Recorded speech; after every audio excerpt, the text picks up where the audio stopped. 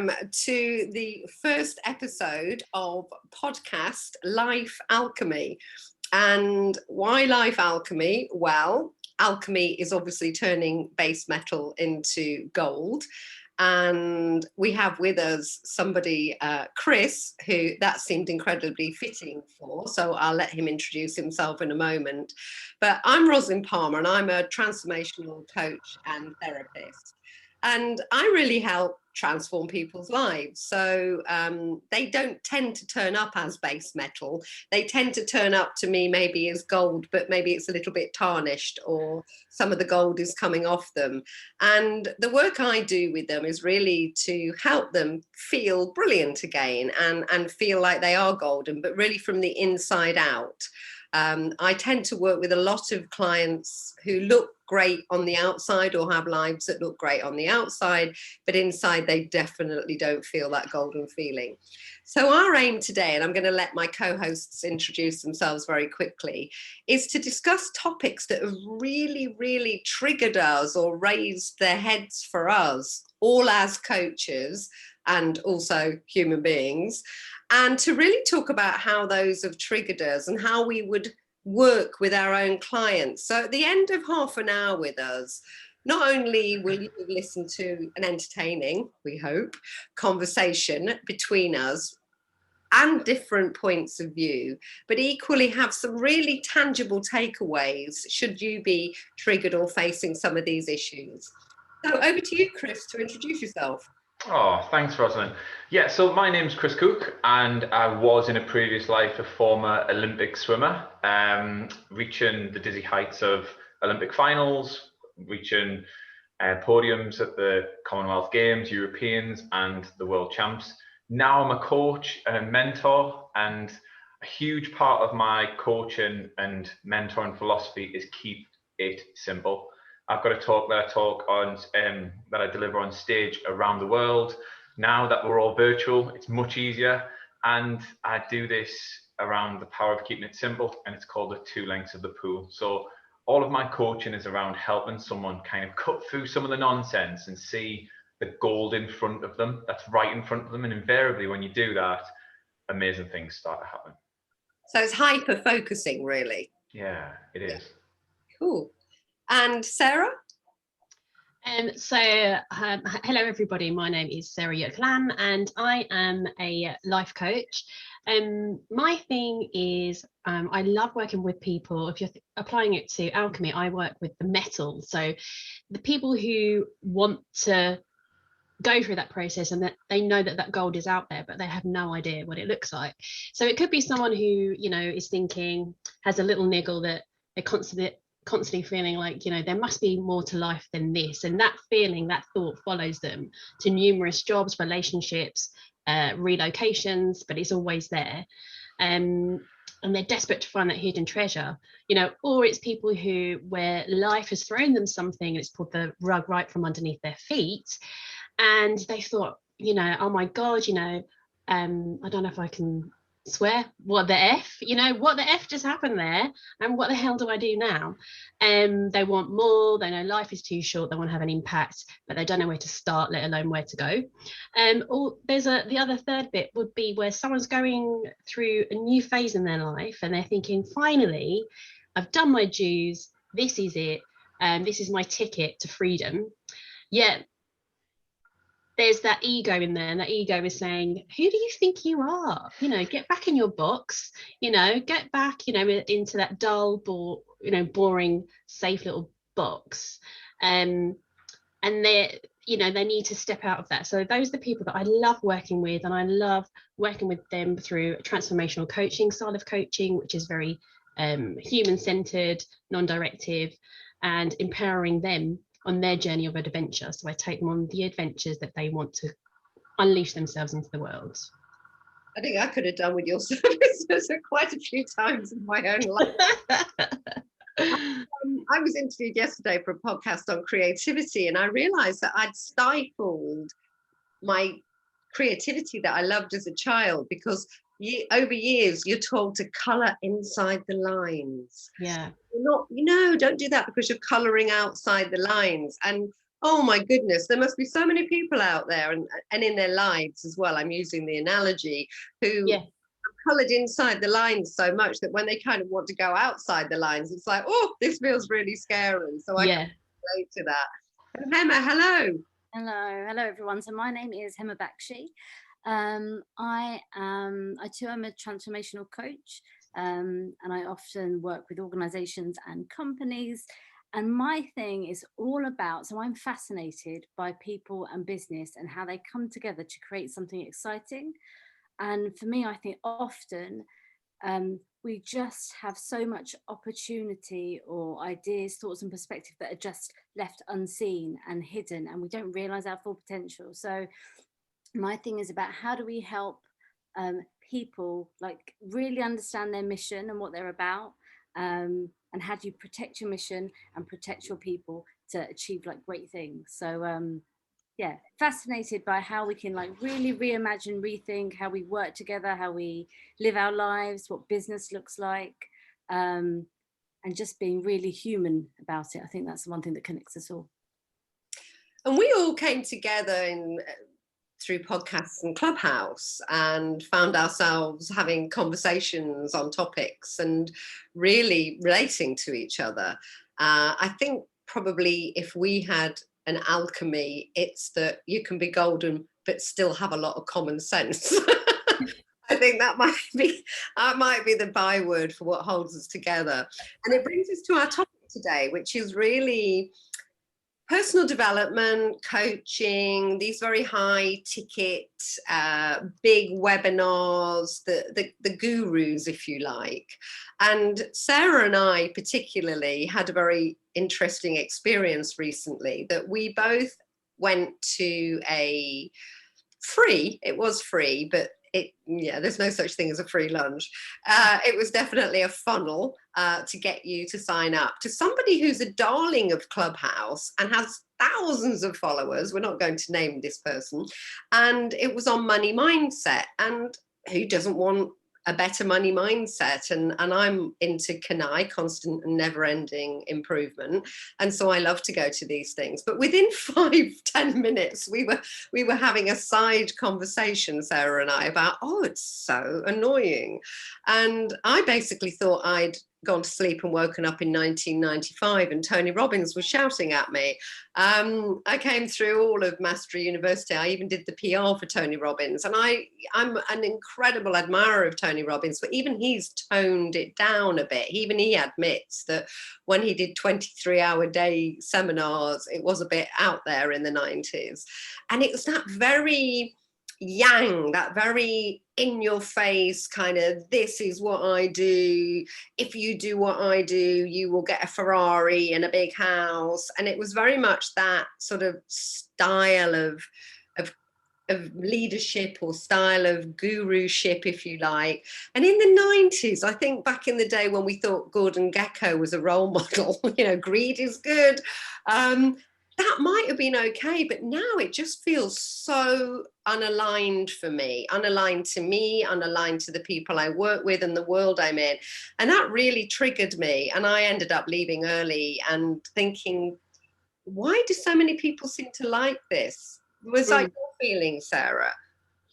My feeling was that common sense, because we even had a chat, and I was saying how all these acronyms were being used and all these models that they created, but actually it was just kind of a common sense which is wrapped up and made to look really complicated and kind of secretive. But it's something that when you boil it down, it's stuff that we can all do. And it was very yang. It was very strong male energy. There was a lot of kind of shouting, and very much, like, oh, exactly what you said, Ros, like, if you do this, you can achieve this too. And that style of coaching does not resonate with me at all, because I find that really disempowering, because it's saying, if you don't do these things, you're failing at life. And so, Ros, so you left earlier. I tried to stay on because I was trying to look through and see, through all of that, what are there any nuggets? And there's nothing that I can sort of think of today. But it did make me think about the yin and the yang style of coaching. And there was a time, say 5 years ago, where I had coaching from a very yang coach, but it was exactly what I needed at the time. And I think if I didn't have that, you know, he used to swear at me and everything. He used to say, stop being such a pussy, Sarah. So you might have to scrap that out, but you know, and I was like, oh, I can't do this, I can't do this. But I needed that push to just flip a switch. So I don't know whether that comes into it as well. Is there a need? It depends what the need is at the time, the different styles. I imagine that must be very similar to when you were training, Chris. I mean, I suppose people shouted at you from the side of the pool, and then other times let you find your flow. What's your thoughts on this? You know, there's so many things going around in my head on this. Yes, in sport, it kind of lends itself to a little bit of a military type of feel to it. You know, people trying to get the best out of you at certain times. Like you said, Sarah, you need someone there going, come on, you can do this. I can see the potential in you. You've got this. But it's more about them knowing you than you knowing them. It's more about that person going, what does Sarah need right here, right now, in order for her to perform? And that's where one of my questions was to both of you is, what hooked you in? What hooked you in? Because the more people who get hooked into this, the more they believe people want it, the louder they get, the more inflated their figures become. Now I'm seeing on Clubhouse, people saying things like, earn 10 figures.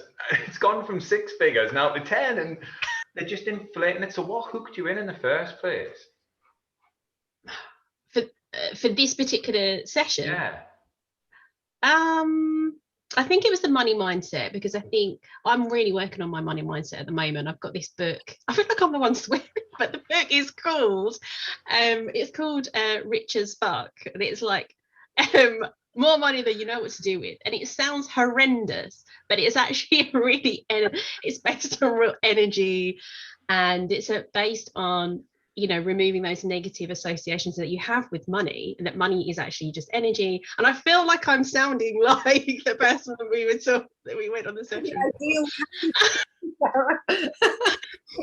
It's letting go, and it's actually about questioning. It's kind of like really honing into what that money means to you, like. And what I'm learning is that actually money for me is, the more I make, the more positive impact I can put out to the world, the more people that I can help. And it's coming from that. There are more, you know, I'd love to be like an angel investor and, you know, have money that I can invest in social enterprises, you know, for humanitarian reasons and things like that. So that's what pulled me into this particular webinar.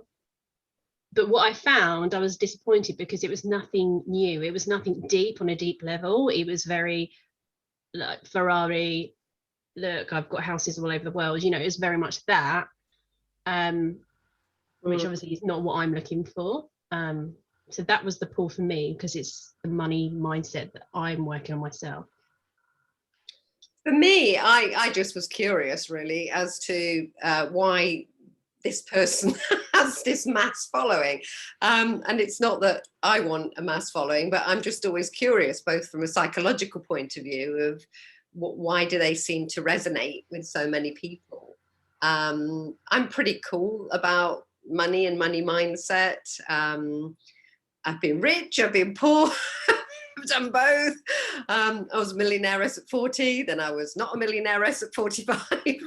I've lived amongst billionaires, and I've also worked amongst the world's poorest people. So I've genuinely seen it at both ends. It definitely is a mindset often, unless you absolutely are one of the poorest people and you haven't got any at all. Then you'd love to have that mindset. But yeah, and philanthropy is something, and paying it forward. So I'm very interested in money mindset, but I turned up because I was very interested in what is this person doing to attract so many people. And I suppose that was why I was so disappointed, because it did feel like I'd woken up in 1995. And what was right for 1995, both in terms of for me and for the world, I think, I genuinely don't think is right for 2021. And it just didn't feel like we were moving the needle in any way about who we are as human beings and evolved beings. So I know that sounds slightly grandiose, but that is why I went. But that's also why I left quite early, Chris. Emma, what are your thoughts? I know you didn't go. Why didn't you go, or did you not see it? No, actually, I did see it. I've also listened to the rooms where that individual had been talking before, actually. And to be honest, my view on the whole Clubhouse and some of these rooms and these conversations were like, I'll make you a millionaire and I know exactly how I'm going to do it.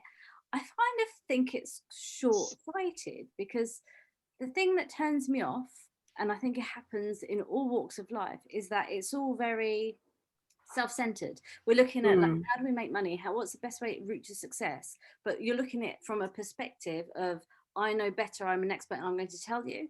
And I fundamentally think that's flawed. I think actually the best way to know how to move something forward or help somebody is to really understand their situation, like their unique mindset, their culture, their company, business, their challenges. And so I am always dubious when I've got some sort of expert telling me that they know what's best for me, because I think, well, how do you possibly know? And that's not to say there isn't stuff that you can learn from people because they've got experience and expertise, but I think we need to create the space to question and ask the right questions as individuals, ourselves. I think otherwise, I think it's just, yeah, it just doesn't feel right. So those shouty, let me tell you what's best thing never works. Never worked in sports when I had people. I mean, that's another podcast, guys. I'll tell you about my sporting history, and it is not like Chris's. I'm telling you, I've got many stories there. But yeah, that kind of shouty thing just doesn't work.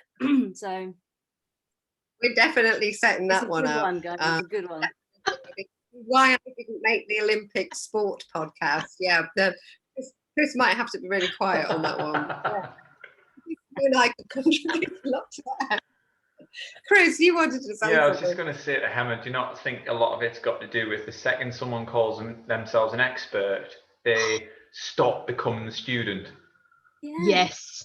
You know, that there's a feeling around that for me, that the second someone starts bumping their gums about being an expert, I start thinking to myself, hang on a second, you've reached the outer edge of where you're at, and I get that, and that's really impressive, but surely this is about evolution. You know, this is about evolving as a person, it's about evolving as a culture. Everything's about evolution, and the pace of change is so quick now. Yeah. That maybe the hook for you, kind of them getting you in, was get rich quick. Maybe there's something in that there, and that kind of, I'm an expert, get rich really quick, and then you can do what you really want. Can we not flip it on its head and do what you really want and get rich in the process? Oh, I love that, Grace. Yeah.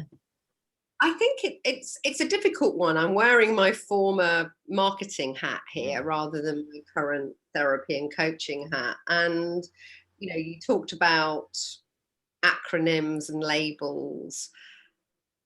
If I were to go for major surgery and the surgeon came in and went, I'm not an expert, but I'm going to give it a try, I probably wouldn't be too reassured. I'll be honest with you, Chris. I'd probably go, can I have the list of the really, really good people, the really experts? So there is a degree that we do need some reassurance, and we do buy the label. I mean, however much we say we don't, we do buy the label a bit. You get beyond it, but it's like the window shopping analogy, that looks lovely, that looks bright, that looks shiny, I'm going to have that.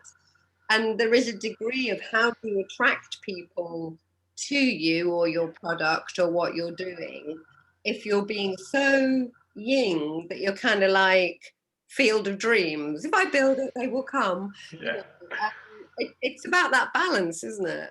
There is. I mean, the one with the surgeon is a perfect example, but I think there's a middle ground to be hit there, isn't there? There's building enough confidence in someone to go, listen, I've got a track record here, but I'm also open-minded that the future could look very different. And I think it's just that nice balance between the two. I love the fact that someone brings that expertise, that experience, but I also love the fact that they're open to brand new things. I mean, if you weren't open to new things, COVID must be a nightmare for you. Because you know, my message hasn't changed as a public speaker, as a coach. It hasn't changed. The thing that's changed is the stage. Yes. I couldn't grab an audience, but I had to get used to virtual. I hated virtual. Now I love virtual, and I'm a bit like, oh, I don't know if I want to go in front of a huge audience now. So it's come full circle. But I suppose the point I'm trying to get at here is we want people to come to social media and say, hey, I'm an expert at this. We do want that, but we also want them to come with that kind of humility and that respect that we're not all donuts just sitting there going, oh my God, this is amazing. This is amazing. Love it. I love it. I definitely wasn't a donor. We left very early. I'm hearing echoes of servant leadership in this, and I think that's really lovely. Emma, did you have something you wanted to add? No, I was just thinking about the idea of balance. I think you know, we're talking about both yin and yang, aren't we? And I think often there's such a polarized view to stuff. Like, you're either an expert or you don't know anything. Yeah. And is it possible that you are an expert and there's so much that you don't know? Yeah. You know, or there's so many things that you don't know, and that you're an expert in something. And how the more, and I think, Chris, you said the word humility, and I was thinking about vulnerability actually when I originally sort of put my hand up. It was just about, how do we just allow ourselves to be a bit more vulnerable, even if you feel like you know something. You'll never know everything. So how do we make sure that we bring that to the work that we do, I suppose, when we're working with other people, and just be really real about it? Because yeah, I don't think there is anyone that is everything about everything. How do we bring this to the people we work with, to the clients we have? If you were dealing with either this issue of yin versus yang, or how to work with them, or how to reassure them that you've got enough expertise that they should go on that journey with you, but that you're human enough that you're not going to tell them that you know everything. How do you get that right, guys? How do you get it right? Sarah? I'm just thinking about, you know, having a collaboration. So it's a collaboration. It's not, you know, expert donut, and it's working together. You know, and it is like Emma was saying, you know, the yin yang, getting the balance right. And I think as a coach, that's kind of really holding the space and making that person feel like, you as a coach, you have to really listen to your clients and reflecting that back so they can hear themselves. So it's eliciting what they need at any point in time, allowing them, creating a safe space for them to be vulnerable, which I think is why these huge, massive, giant webinars where it's saying, right, you need to do this, this, and this, it is very one-sided, isn't it? It's very expert. I'm not listening. I'm not getting anything from you, but I'm telling you what you need to do. But like we just said, like some of us said earlier, you know, what does each individual person need? Because everyone's needs are different. And also the why, like questioning why. So as a coach, it's like, okay, so if someone comes to you and say, I want to be rich, but do you? Like, why do you want to be? Is that really what you want? You know? I think you're right, Sarah. I think the thing to answer your question from my point of view, Rosalind, firstly, you've got to, if you want to build trust, you've got to be honest. If you want to build trust with anyone, you've got to be honest. So if you don't know, you don't know. You just hold your hands up and say that. I say that to my kids all the time. They'll ask me a question. I don't know the answer to that. And they look really shocked, as though, well, your dad should know. And the next thing is building that authenticity in, being real about it. You know, I can't hide my dodgy accent, so I don't now. But when I first started public speaking, I went around... when I went around the country, I kind of made it a little bit more posh. And then when I ditched it, more crowds kind of started leaning in. I call it leaning in and buying into it, because I am who I am. And I think the last thing, and it's a lovely triangle for me, is that making it them focused, you know. Yeah. And I'll bring my kids into it again. You know, sometimes my kids go, oh, I did this today and it was dreadful. I don't say, no, it wasn't. I say, okay, well, what makes it dreadful? I use their language back to them. Because if I say, no, it wasn't dreadful, straight away in their subconscious, they're going, I don't trust him because this is dreadful. Yeah. So there's a separation there. So I think as a coach, when you're sitting there coaching someone, you're absolutely bang on, Sarah. We've got to use their language back to them 100%. But also, if we don't know, we don't know. And it's okay. And I think once you break that down, I think there's another layer of that kind of partnership with that person, that they kind of lean into your coaching. Can I just add to that, which is we have to be honest as the coach and say, look, do you know what, I don't know. And also say to them, look, if you don't know, that's okay. You know, let's go, let's explore. It's okay to not know. It's fine. Part of the challenge there, I think, and again, we've got to make this a better world, is particularly for women. No offense, Chris. I deal with a lot of very high earning, high performing women. And as you know, I interviewed Anne Widdecombe for my podcast. I came through Lynn Franks in the 80s. I was around a lot of women in like the 90s who, you know, if you think of Margaret Thatcher and the 80s and the 90s, and my take always on that was that they had to outmen the men, if you like, that a lot of the time they were in such a male environment that they had to kind of be more iron knickers than the men were, because it was seen as weakness if you weren't. And what I would hope for the daughters of today is that they can turn up, and also the sons of today, that you're right, that yin yang balance, that nobody has to behave in a certain way to be seen to be right. I mean, maybe the SAS, I get that. I've been watching that program on the SAS again, like The Surgeon. I probably wouldn't feel too great if they were all, you know, forming a group and holding hands and crying. When they had to go into battle, I'd probably think, not entirely sure we've got the best defense we need here, but, you know, so it is horses and horses, you know, but anyway, sorry, back to you, Hemma. I think I digress. No, I got visions of the SAS like shouting guard at me just then. He swore at me. I can't believe it. He swore at me. To jump off that cliff, and I've got a fear of heights. There's definitely. Sorry, go on, Hemma. No. I was just thinking about that sort of. You said something earlier, Chris, that was interesting to me about how you dropped your accent and actually just leaned in. And it's a really interesting thought, isn't it? Because even as coaches, you know, on one hand, we're really there to serve other people, and we're there to help other people and really be focused on them.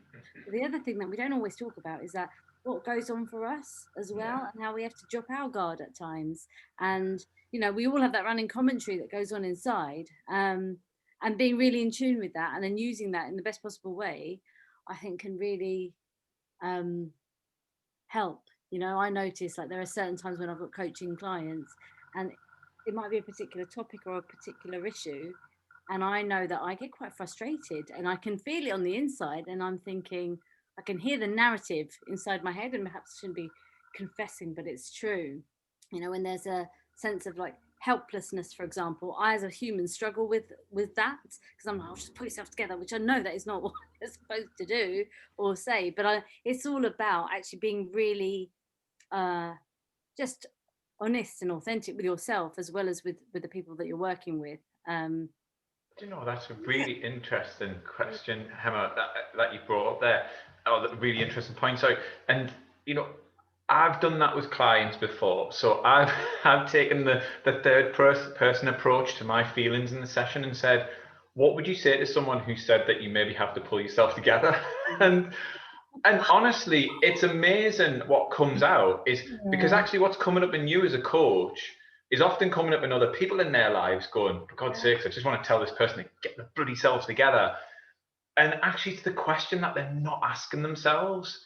So what comes up in us as coaches and mentors often is the thing that they're showing up as. They're showing up as it. And there's a chance for you to kind of bring it to the table. It's really uncomfortable. I've even told some clients they're not for me. Yeah. I'm absolutely in that place. If you look at my website, even on my front page, I think I go, I'm not for everyone. Yeah. Yeah. You know, and I think you have to find that fit. I love that though, Chris. Wasn't that genius? So Yeah. you take your own trigger in a way, or what's turning up for you, and say to them, what would you say if I was to say, yeah, that's brilliant? Any coaches listening? It gets you off it gets you off the hook. There's our golden nugget for you. It gets you off the hook as a coach to ask that question, because it's not really your question. It's or even going around the houses a bit like, hey, this was asked to me when I was in this state, what do you think about it? And you can see them triggered and it hurts, but we're not there to tickle, are we? That's so interesting. Oh, sorry. That's enlightening. I'm taking that away with me, because same as what Hema was saying, you know, the kind of coaching in the training and stuff that we did, we were very much were kind of training about how to be really present and to keep your stuff out of it. So whenever something, you know, often it happens all the time, you have your own stuff going on, but you're like, that's my stuff.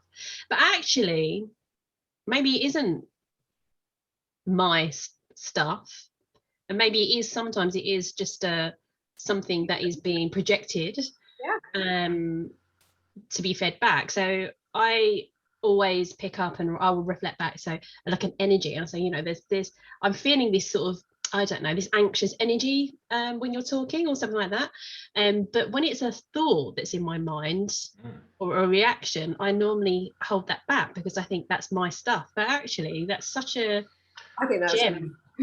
Well, I think that's, sorry, go on, Hema. No, I was just going to say, there's when we trained as coaches, there was a module all about using your own stuff, in effect, and this is how I interpreted. But there's stuff about, you know, you're noticing you're having an internal reaction, and then being mindful that you don't project that onto the client. But in that, there's also a way that when you're in a coaching session, there might be times that you sense, if you can tune into what's going on for you, you might sense, like I've had it before, where I've sensed a pang of sadness for no apparent reason, or, you know, a bit of anxiety. And I think if we can, as coaches, get, like, not just always suppress that, but just listen into it and think, well, how could that possibly be helping my client? So there's been times where I'm talking to somebody about something completely random, and I've said, I'm just going to share with you an emotion I'm having, and it might not resonate, but if it does, I just thought I'd share, and if it doesn't, we can totally move on. I felt for some reason like a flash of sadness, and as soon as I've said it, the client bursts into tears. I think it's a really powerful tool as coaches, when you're really focused on listening and paying attention. I think we have, as humans, we have this ability to sense things that we're not always conscious of, and I think it's a real gift, I think. So something about sharing that, but in a really non-attached way. Yeah, I'd agree with that, Hema. I think, you know, it's not clouding the session. That's, for me, if you truly set up a space for someone to feel comfortable being disrupted, if that's what you're truly doing in that instance between you and that coachee, then being able to add your input, I think, is a skill. Doing it too much is clouding the session. Doing it just enough at the right time is life-changing for people. And I think that's what's happened in coaching. It's gone so far the other way that you must just sit there and ask questions, and you must just stay in this mode. Just honest, what a load of nonsense. Some of the best sports psychologists in the world, you know, they offer their guidance, they offer their opinion, they throw it in, but they throw it in such a way that it doesn't sound like their opinion. It just sounds like they're discussing a topic. They're discussing an area, or something of interest has just popped up, and that's how they introduce it. It's not, hey, here's my thoughts, here's my opinion. It's this is what came up for me. What's going on here? You know, something like that as a question. It's a really, really powerful question. And I think coming back to what you said, Roz, a few moments ago, was the two extremes of everything can be just as damaging as each other. Yeah. You know, too nice is just as bad as too nasty. And too far the other way on any continuum and any spectrum is just as damaging. And we've got to be aware of that as coaches, that we don't try to get away from something. I think that kind of brings you back in, Sarah, where you were talking about, you know, so much going on when you're coaching that you want to input it. And I think that's really important, that you do input it at the right time, at the right place.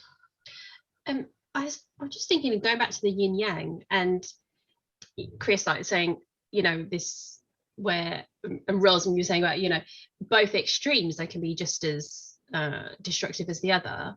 But then there's also space for, like, you know, what I said earlier, like I had a coach who was very, very young, and, you know, he used to swear at me, and he was like, you know, stop, you know, really, really push me hard. And if I didn't have that, I really needed that at that time. So it's maybe it's because at that time I was so far the other way that that's what I really needed. So that was the yin yang, that was the balance that was right for me at that time. And so maybe it's not always that one extreme is bad or good, it's just that it's the timing thing, maybe. I want to, because I'm aware of people listening's time, and I think we're at the half-hour point. We said we'd have some takeaways about what we've really learned today, but before that, I want to just do a very quick section that we're going to call WTF, and I think when I wrote that down, everybody misread it.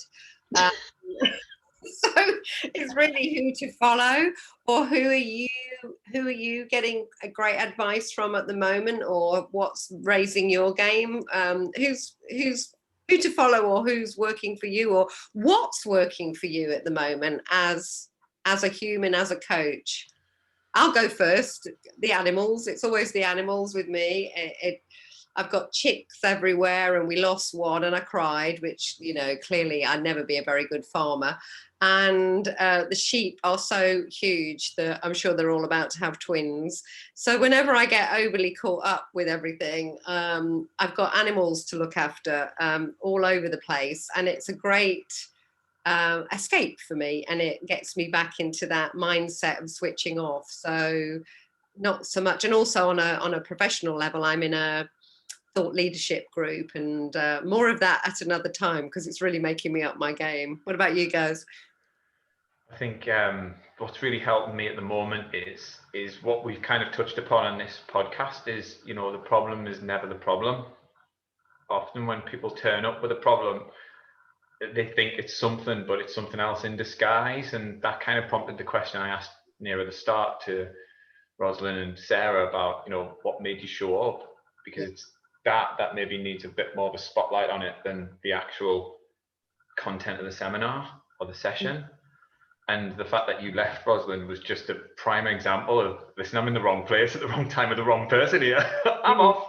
And it's really brave to do that. And I think we should be more brave to do that. So that's definitely what's resonating with me, is what's missing, and the problem's never the problem. And what's filling you up at the moment, Chris? What's topping me up? Filling you up, you know, working for. Yeah. I think just starting to burst back into life after COVID, things are starting to come back. And just, you know, having that balance now, I've got really good quality time with the kids and the family, and that is staying in the diary. Before, it used to get pushed all over, where now that is the constant, it is the cornerstone. Yeah. Sarah? I think for me, I'm going through a moment where I'm really a period where I'm really cutting out all of the noise. I've just spent so much time learning and just soaking everything up, that I've taken a step back and I'm going inward and feeling what is really speaking to me. And what's helping with that is having some time out, you know, zooming in and then zooming right back out. And just listening, just being in tune with myself, you know, which I do with the meditation and Reiki practice. So I'm getting outside in nature as well. And for me, I think the thing for me that's helping me at the minute is taking my own medicine. So we spend so much time as coaches there serving other people, and I think it's really important to make sure that I use that. I'm having coaching sessions myself on a regular basis. And part of it feels like a real element of self-care, especially as a natural person that wants to give and keep going and do more. Taking that moment to step back, reflect, and be really, really honest with how I'm feeling, and protecting that time with my life has been really, really helpful. And it's, yeah, I've personally gone through a bit period of change over the last few weeks, actually. And just having that support, and it has been real support, has really helped me to have a sense of perspective and clarity around it, which I think I might not have been able to get to in the same way if I was completely on my own, if I'd kept that to myself. So it's just basically taking my own medicine. Any last takeaways from anybody? I found this fantastic, and I've got some golden nuggets to use a pun from everybody. I think what I've heard over and over again is you have to give people what they want, and you have to meet them where they are, which I suppose is difficult if you're doing one-to-many on a stage. But then I suppose that is about being in your authenticity. That's what I'm hearing. For me, that's probably the biggest takeaway. Anybody else got any last thoughts? Chris said it earlier and it made me smile. He said, we're not there to tickle. And it was a really nice reminder. No, we're not there to tickle. Sometimes we might need to tickle, but there are other times where we might need to prod. And just remembering that, I think is, I feel like I should write that out and stick it up. I think we're going to have a book of Chris sayings. It's kind of Northern Yoda, I think. Oh, I love that. I've got all sorts of images going on here. Nobody blink. I just scribbled down, like you said earlier, bumping their gums. I was like, oh, what is that? And then I realised you meant talking. I was the same. I was like, wow. We might have to have some subtitles on our podcasts, especially on YouTube. Bumping what? Like the full Monty that they had to have subtitles. We might have to do that. Any last Sarah or Chris? For me, it's really what's summing up for me, which I'm going to take away, is that there is no right or wrong. There is no explicit, pure correctness. It's just like what you said, Ros. You know, it's I can't think of a better word, but about being the right time, and what that person needs, you know, and where they're at as well. So yeah, there's no right or wrong. Just be curious and present, I guess. Yeah, I think my last thoughts are, you know, the older I get, the more I realise that the vibe you put out attracts that tribe that you want, that following. And I'm coming into business a bit late because I was involved in sports, so I was in this kind of little bubble. And then when I came out of it, I was almost starting again. But now I'm 42 now, and I've reached a stage where I'm kind of learning and understanding that, yeah, the vibe that you put out is all about finding the people that you want to attract. And it's just being confident with that vibe and just staying focused on it. And not everyone's going to love it, and that's okay. Yeah, absolutely. I mean, you're like a container. You're holding people for that journey, and that's why that conversation earlier about reassuring them that you have enough expertise, but equally that you're human enough, that you're not going to pretend you know all the answers. For me, absolutely key. So thank you for listening, everybody. You've been listening to Life Alchemy. And next time, and we're going to be broadcasting every 2 weeks, we're going to be talking about female leadership or women in leadership roles, because I think that's really come up today. I'm sure we'll hone down more, and I definitely want to make the topic so that Hema will share her sports hilarious story, because what maybe didn't come across today is she's absolutely hilarious. So I think we look forward to you listening with us again. So it's goodbye from me, Rosalind, and goodbye from me, Chris. Goodbye from me, Sarah. Goodbye from me, Hema. Thanks for listening, everybody.